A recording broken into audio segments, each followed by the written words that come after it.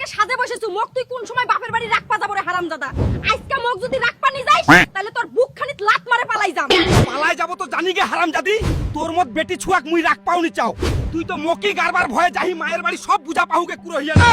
মুই কুরহিয়ানি রে গোলামের বেটা গোলাম মোক তো পাথারত নেজাই কালো করে দিল তাহনি তোর মনটা ভরিল রে হারামজাদা খর মোর আর কলজা খান জ্বলাইস না চকচকি চুপচাপ মোর সাথে পাঠারচ্ছ মকই গারবা হ মোর রাগ উঠলে একটা লাথে ভুটি গলাই দিম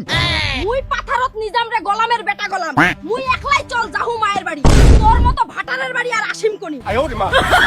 যা যা মোহ দেখিম কতদিন খিলাহা তোর বুড়া বাপ তো মোহ ইটাহার থানার ছুয়া তোকার আনবা নিজাম তোর মতো বেটি ছুয়াক বিয়া করে জীবনটা শেষ হয়ে গেল মোর মা তুই ঠিকই কହୁছিল গে মা সুরুন পাজলের ছুয়াক ভাতার ধরবানি হই ইলা ভাতার পাথারত নেজাই কালো করে দিবে ইস, ইলা কোন বেটি ছুয়াক বিয়া করনু রে বাপ হাতির মতো একটা বহু থাকতে এখন মোক একলাই মকই গারবা হচ্ছে এবার আসক শালা ঘটকটা তো আমার ইটাহার থানার সুয়ালা তর্কক ভিডিও খান কেমন লাগিল কমেন্ট করে জানাও ভিডিওটা একটা লাইক দিয়ে শেয়ার করে দিও আর মোক অল্প ফলোটাও করে দেন